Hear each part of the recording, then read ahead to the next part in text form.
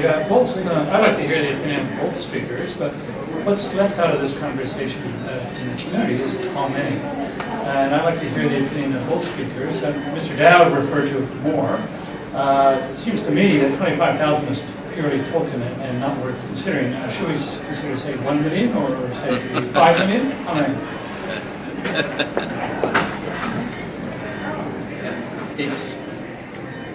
It's easy to pick a number just for a number. We can only educate all nations in the world to take refugees if we do a substantial number. Now, we take something like 150,000 migrants, that is, not refugees, but migrants.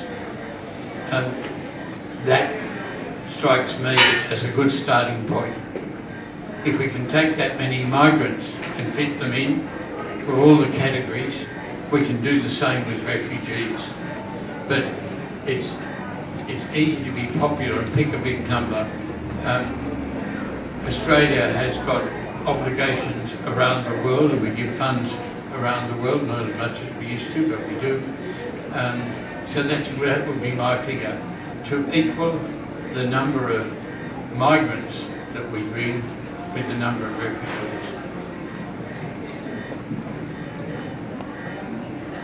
It's actually very, well, this is a discussion that I regularly have with people who are advocating on refugee issues. I think the question of how many refugees should Australia take in isolation is the wrong question.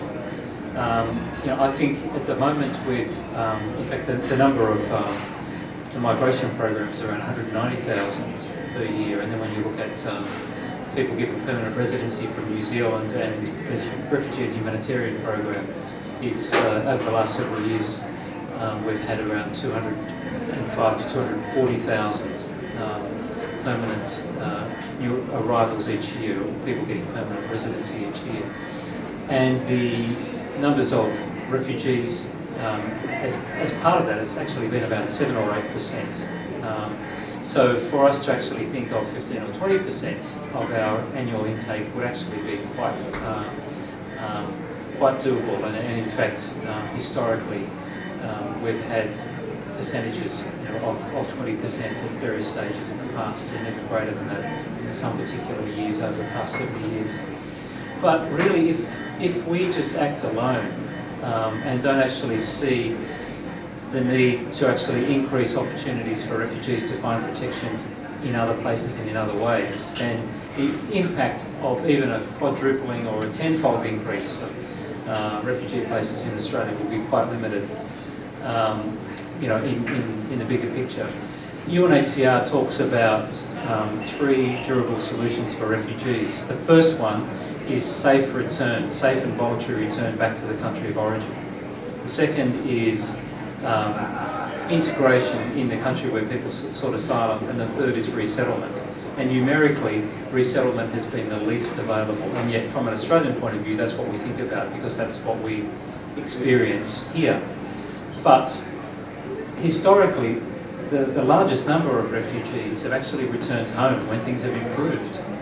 So the question then for a clever Australian foreign policy is, how can we also, while continuing to resettle refugees, how can we actually play a small role in trying to increase the possibility that refugees will feel safely, that they are able to safely return home under the right conditions. And if you look at the Asia Pacific region at the moment, there are 2 countries which have been significant producers of refugees over the past 3 decades, where things are potentially changing, and they could go in any number of directions, either good or bad. And they are Burma. I'm not thinking about the Rohingya situation, that's very complex, but thinking about the situation of the ethnic minority states along the eastern border of Burma, the Karen, the Shan, the Chin, Kachin and others. There is a real possibility of political change. But what is it going to take for 200,000 or more Burmese refugees from those states to actually feel that they can return home and be safe, but also that they can return home to something. You know, many have had their land confiscated, you know, and their economic future destroyed.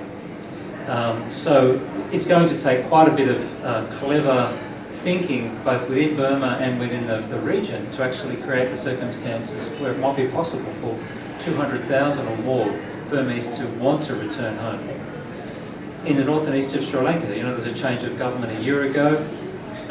You know, it can either be a close imitation of the previous government, or with international support and intervention and encouragement could go in a much more positive direction. If that occurs, then you could see a significant movement of long-term Sri Lankan Tamil refugees from India back into Sri Lanka, but they have to have something to return to. So I suppose what we're increasingly saying is we've got to think about resettlement, we've got to increase resettlement, but we've also got to think about what role can we play in actually in contributing to long-term peace where that's possible.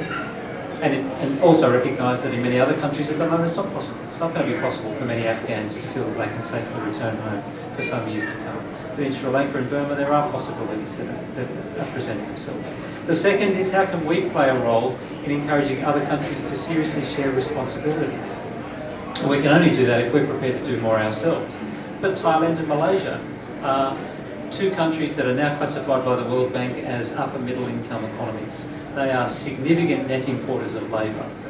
And yet, you know, the refugees who live in urban areas in Bangkok and in Kuala Lumpur and elsewhere are treated very, very badly. And yet many of them are contributing to the Thai and Malaysian economies, but they have absolutely no legal status. So for continued resettlement from those countries, why are we not prepared to have some more difficult conversations about what sharing of responsibility through resettlement actually means, if it's really sharing of responsibility? I don't think it's an unreasonable ask in the case of those two countries. It's more unreasonable in the case of much poorer countries.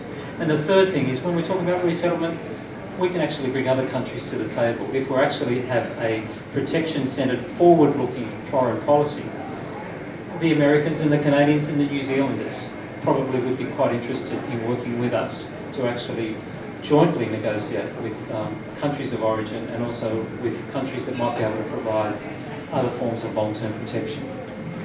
Thank you. Who's next? My name is Glenn Daly. Hold it close to you. I would like to thank Australia for taking me as an immigrant from the land of Donald Trump. I do about what I think is a serious question that hasn't been addressed at all tonight, and that's the idea of race and religion. And I know it's a very tricky one, but I'm wondering if either one of you gentlemen have no statistics on this. I have the feeling, you'll raise the issue of World War II and how generous Australia was. A lot of people came in. I have a feeling if it was from the Christian side of Europe, from the northern part of Europe, rather than the Muslim side, that you would see an awful lot more generosity. I don't know if you think that's true, but I would be interested to know if there's data and people talking about this issue.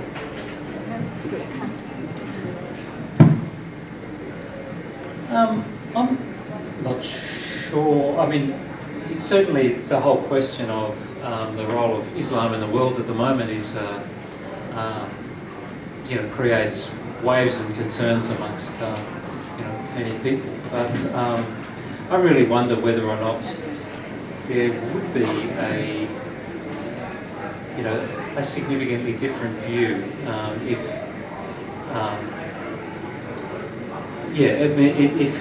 people who are seeking refuge were exclusively Christian. I mean, the interesting thing about it is over the past decade, I think there's a statistics of probably about a year old. We did some analysis. We actually thought about whether or not we would release it in that form and then put it on the back burner, and actually haven't got around to doing it, but maybe we should. But over the previous decade, looking at people who'd got refugee visas of different kinds, 49% of them were Christian.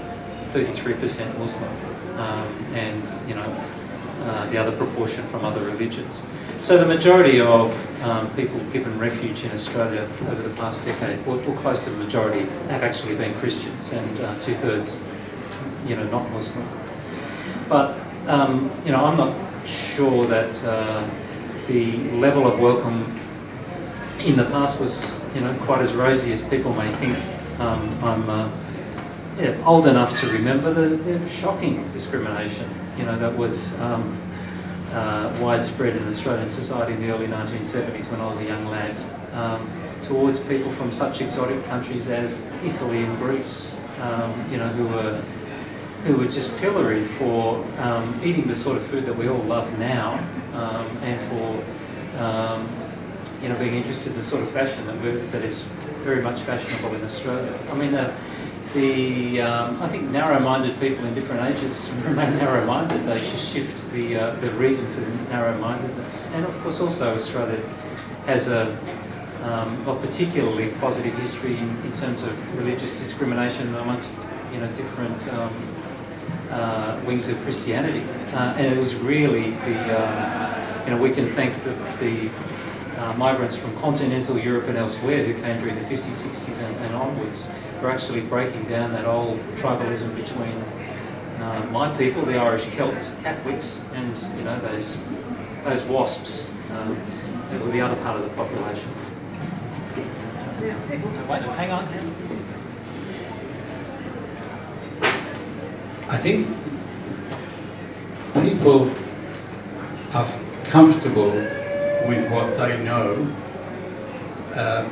It's inevitable that, I remember a Greek friend of mine who used to be very anti-Asian. This is about 20 years ago. He used to talk about Asians. I said, well, we didn't like you bloody Greeks when you arrived either. And there are differences of religion, differences of culture, and culture is the hardest of all rather than religion. But even after 12,000, when you work out that the criteria mean those more likely to be persecuted, there's going to be a tendency for non-Muslims to get priority. So we've already done that in that respect, minority groups, and whether they be Kurds or whatever their religion may be, so that prejudice is there no matter what. And it's very interesting to go back to your own youth and remember what was different. I'll never forget when my father, who was a warden of the Church of St Anne of Ryde, we used to have a men's breakfast. One time we invited the Catholics. One time we invited the Catholics, and a group of 10 men came to this men's supper or whatever it was, and they looked just the same as everybody else. But he actually had to think about it. Now I'm talking 40 years ago, but that was the big thing. So eventually, knowledge of people, prejudice goes, but you've got to look at your own prejudice and say, wait a minute, do I really believe that? Thank you. Yeah. That's right, stand up. Thanks. I'm a new Asian migrant. What's your name? Oh, my name is Teck Lim. I'm actually a student of Stewart Rees. I'm the new Asian migrant, the new yellow peril. But of course, you all would say that the Chinese are buying up all your houses. But unfortunately, I do not belong to that category. And again, it's that usual, put all into one whole big basket, But having said that, my question is a different one. I want to ask both of you, what is going to happen to the refugees now in Manus? And what was the other one? Nauru. And Nauru. Okay. Are they going to stay there for a long time. At the end of the day, we might have to bring them back here to the mainland. And imagine the mental health cost it is costing us, rather than if they are not damaged, come here, they could find jobs. And the chances of them finding jobs would be really relatively very low. I mean, what rationality is that our two, the government, both Labour and Liberal, do that kind of thing? And the thought of putting them into Cambodia, a few of them has gone, is it 4 or whatever, 6, and they spend millions of that. That stupidity comes about. Why do we have to have a system that continuously, put people into that kind of situation? Thanks. I think if you look at the current policy that Australia's created on Manus Island and Nauru, they've created a terrible, terrible bind for the refugees who are being recognised there. And in fact, I mean, the current refugee recognition rate, just on the first level of decision making, is around 70% of people who've been assessed there have been found to be refugees. That's before any administrative review. So we're actually talking about people who, the great majority are actually refugees and being found to be refugees under the Australian inspired refugee determination process there. So Australia has created a great bind for those people. They actually have nowhere to go, but it's also, the government has also created a great bind for itself, because there is actually nowhere viable to send them, the refugees, in any significant numbers. I mean, our options are to find impoverished nations which we're going to have to pay a lot of money to actually receive refugees that they basically do not want, to try to survive in countries where people will struggle to survive. I mean, it's one thing for people to be raised in a culture, to have family and ancestral links and links to land, to be able to survive in that culture. But for someone to come completely from outside with no resources, no connections, it's even harder for people in those situations to be able to make a viable life. And we're seeing that in Cambodia, that even one of the Burmese Muslims who was sent there has actually chosen to go back to Burma rather than to stay in Cambodia. And I think that's quite an indictment. A person who is found to be in need of protection from persecution has gone back to the country of persecution. So the only, so the places where people can survive are growing economies in the Western world and also growing economies elsewhere. But I cannot think of a single country other than New Zealand that is going to consider taking a significant number of refugees from Nauru and Manus Island. I mean, as we all know, all the countries in Europe have their hands more than full in thinking about refugees. So there's unlikely to be any nation there. It may be possible that Australia may cut some sort of deal with the United States to take some refugees that the United States doesn't want in return for these, but that's probably unlikely. So ultimately, the only viable choice is to look at what actually happened between 2001 and 2007 with refugees in exactly the same situation under the Howard government. And what the Howard government ultimately had to do was quietly resettle the largest number to Australia, the second largest number to New Zealand. Ultimately, 70% of them were resettled elsewhere, but most of them are either here or in New Zealand now. And I think that's ultimately going to be the only answer, because there is no other country that's prepared to put its hand up to help out in what the world sees as Australia's issue, a problem that Australia's created and a problem that Australia must solve.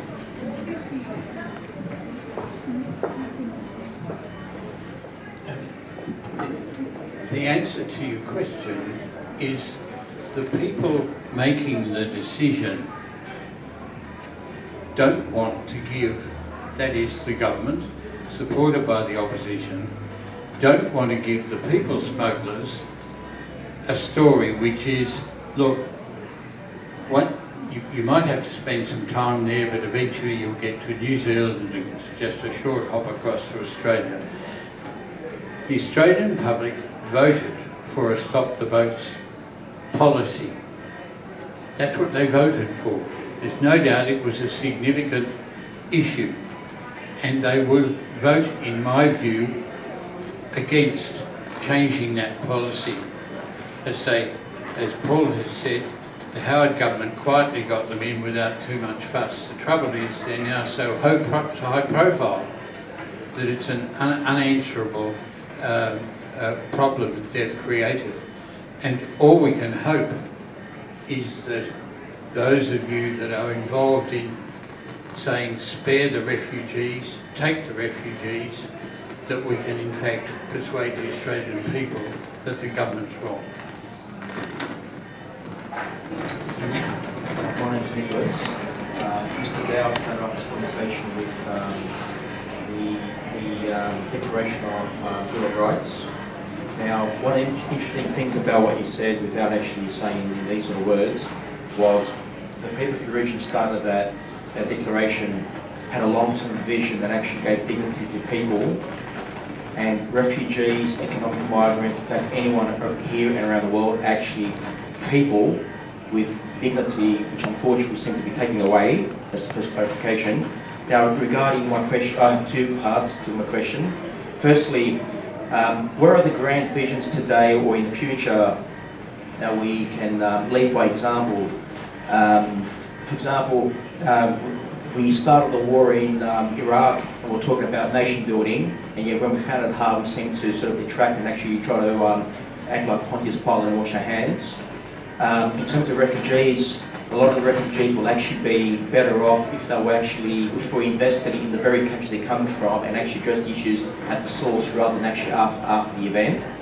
And the actually third part is actually to do with lawyers. Lawyers seem to know the rights when it suits them, but they don't seem to know the responsibilities or the human side when it really matters.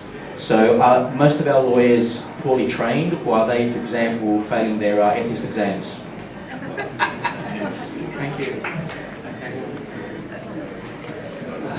A lawyer has to go first. When you get on a charge of any sort, you'll get a lawyer. And the lawyer will do his best, her best, for you, and you'll be grateful.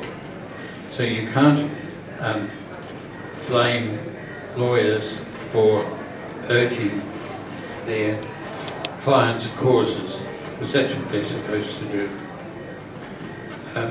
Sorry, the first bit was... Grand vision. Yes.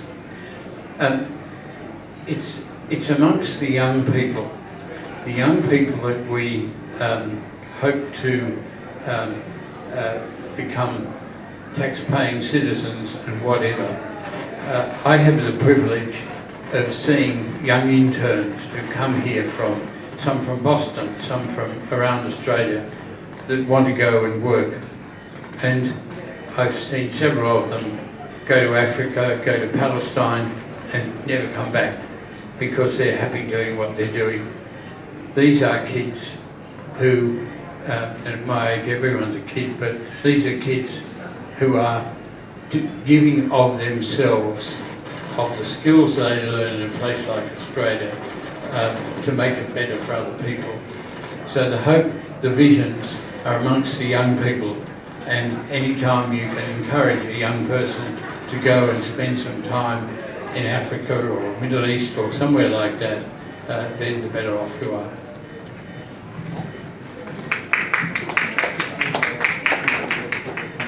Yeah, well, I suppose I would say, that a potential grand vision for Australia in refugee policies, what I was suggesting a little earlier is actually shift our focus to try to find answers for refugees rather than try to find ways of keeping them out of the country. Had the opportunity to talk to refugees in a whole lot of different circumstances, both in Australia and in Asia and the Middle East in particular. And overwhelmingly, people want to go home. They want to go home in peace. They want to go back to what they had before. Now, if that becomes, our overarching vision for Australia's response to the situation of refugees, well, there is much greater potential for many more people to actually get what they desire and what they need through us actually trying to play a role in addressing the hopes of people to be able to return home safely. I mean, one of the reasons there are 4.8 million Syrian refugees, in nations around Syria, is because the international community sat on its hands for years. I mean, now we're seeing a ceasefire because Europe is struggling due to the impact. When Turkey, Lebanon, and Jordan and Iraq were struggling, the international interest was minimal. It's only when it's actually having a bigger impact that much more powerful nations are actually putting their hands up. So maybe from this experience, my hope is that we will see that if we're not prepared to act early, then we have no idea what the impacts are going to be on us. And really a vision which could be built on Australia's selfish national interest in relation to the protection of displaced people is to do everything that we can to ensure that people get safety and security as close to home as possible. Because that means that they actually won't be venturing as far as our shores. And clearly, there's a significant number of people within Australia that don't seem to want that to happen. But it's actually in the best interest of people who have been displaced or may be displaced for us to actually be working on trying to find or contribute to solutions in countries of origin. And in fact, on Monday, I was mentioning to a couple of people before, I'm actually going to talk to our human rights envoy that has been appointed to say to him that one of the things that Australia could do if it really wants to make a difference on human rights is actually focus on that first durable solution for refugees, safe return under the right conditions. So what can Australia do within the Asia-Pacific region to actually seriously open up? I'm not talking about forcing people back into danger or forcing back to situations that they don't want to go to, but actually opening up opportunities to do what most of the world's refugees want to do, which is actually go back home to rebuild a life in safety and security. Thank you very much. Who's next? My question concerns broader social policy regarding settlements of refugees and migrants as well. Contrasting Europe with Australia, there's certainly some major policy differences there. Many European countries, France especially, very assimilationist approach, whereas Australia, well, probably not so much in recent years, but since the 70s, more multicultural approach. So I'd like to hear what do you think are the advantages and disadvantages of the European approach and the Australian approach in comparison to each other? Okay, good.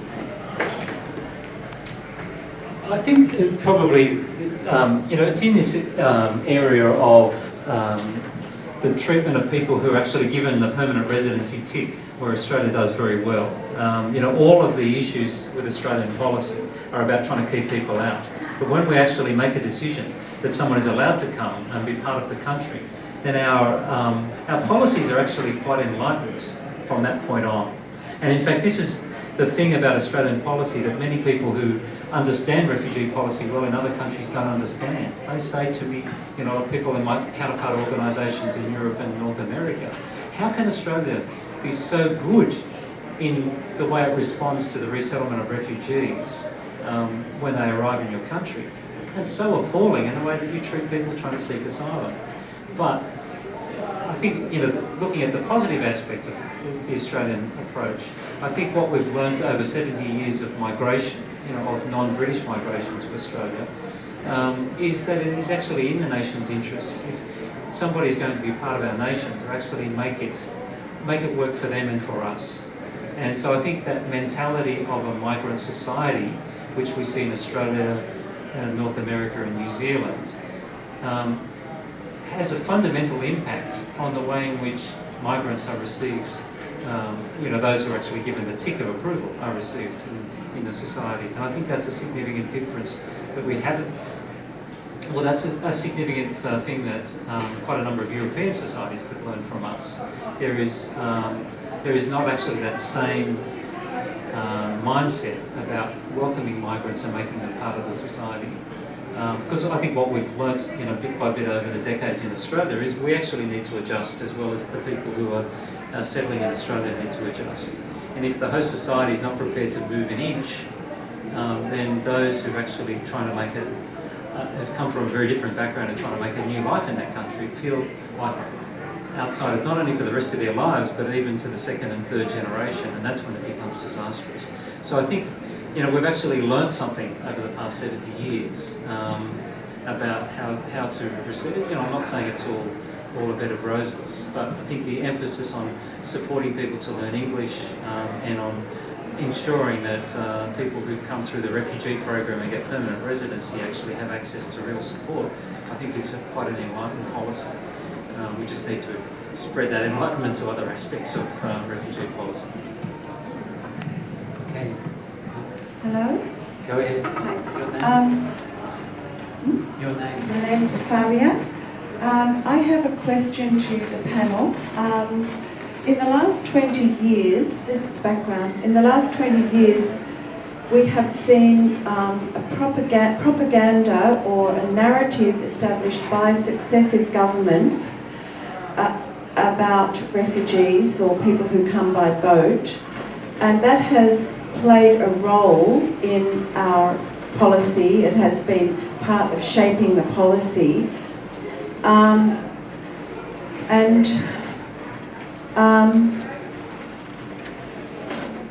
What role, if any, do you think this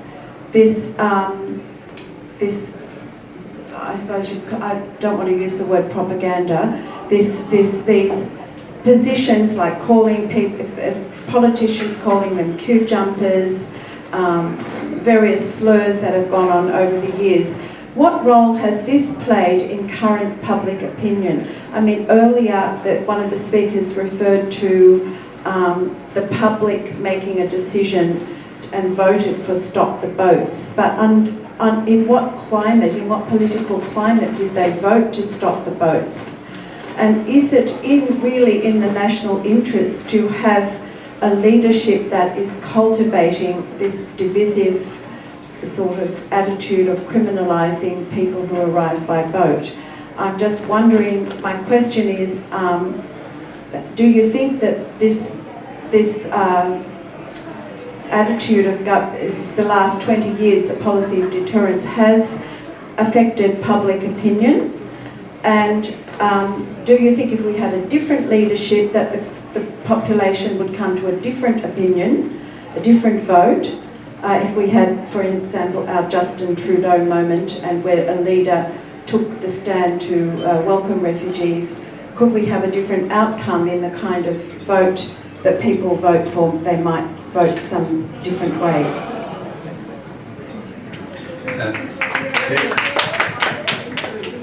There is in my view, no doubt that it has been a conscious policy to deliberately create an enemy, to create a political force, and it's also been an unconscious policy because people just pick up words and use them. The point I wanted to make tonight was the economic migrant, and even if they are economic migrants, they're not bad, but and the way to do it now with our instant communication is to use social media.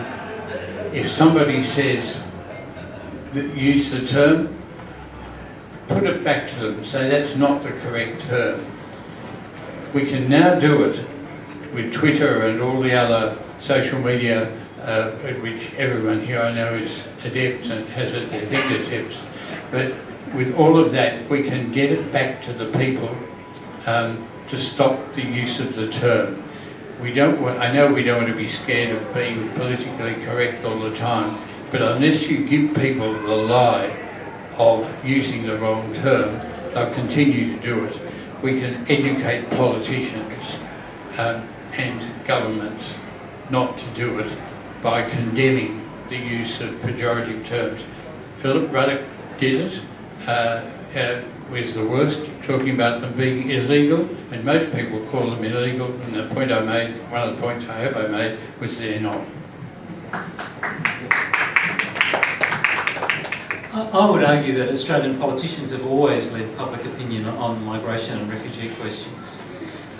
in the late 1940s, when the Chifley government and then the Menzies government embarked on a significant non-British migration program, it wasn't because they had been doing polling in marginal seats and discovered that the great majority of Australians wanted a whole lot of people from non-English speaking people from continental Europe to come here. There was actually, there weren't many opinion polls at the time, but the one that I've seen from 1947 suggested that 80% of the population was against the large-scale migration program.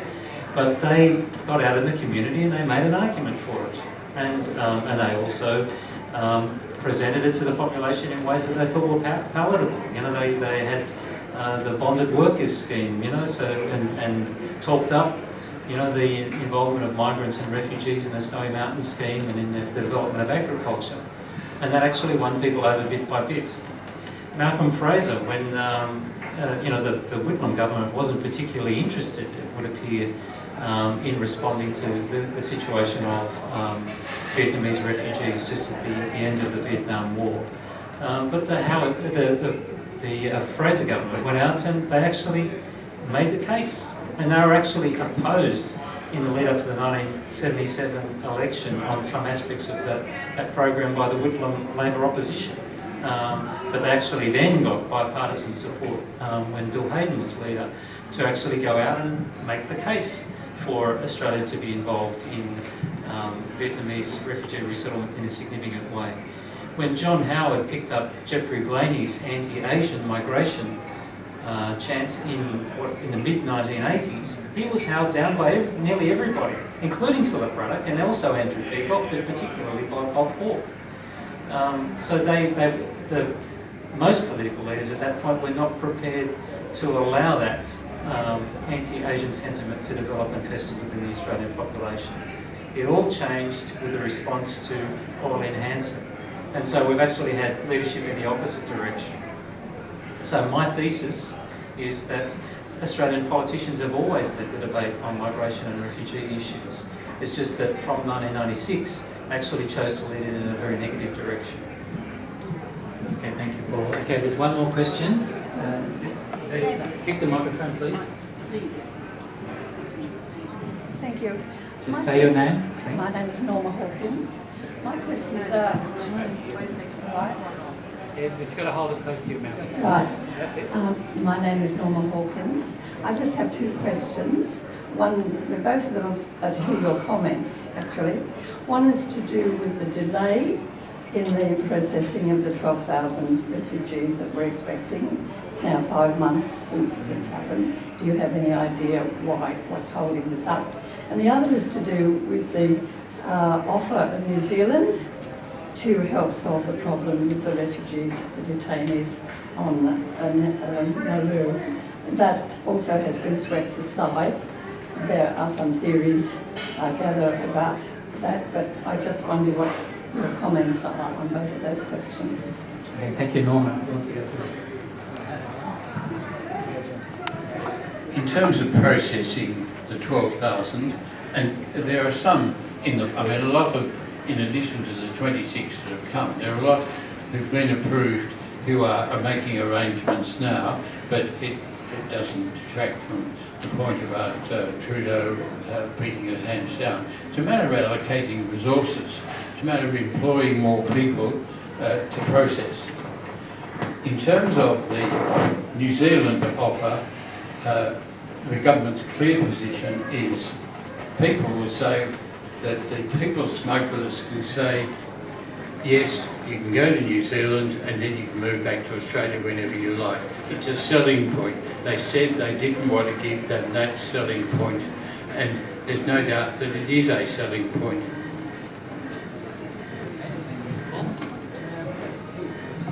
Yeah, certainly, I think Tony Abbott infamously said in relation to New Zealand that he didn't want New Zealand to be second prize for refugees from the Royal Manor. So a great moment in Australia-New Zealand relations.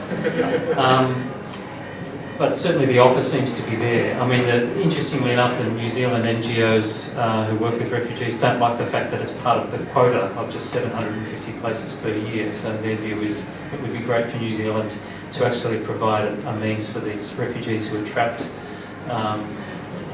to be able to build a new life somewhere else. But it shouldn't be part of this very limited New Zealand quota of 750 refugee resettlement places per year. And we certainly agree with that from our perspective. In relation to the rate at which people are being resettled, it's certainly not the fault of UNHCR. I received assurances in early December that all of the referrals that UNHCR had been asked to make to Australia had been completed. I visited the Australian Embassy and was told by the immigration officials all those files you can see there are other applications that have come in under the Special Humanitarian Program. So the applications are all there and the interviews have been taking place. It's really the screening and security checking procedure. And really what we have, there's been a significant cultural change within the Department of Immigration, which was the Department of Immigration and Citizenship and is now the Department of Immigration and Border Protection. And the agency really it brought customs into the department and took the settlement of migrants and refugees out of the department.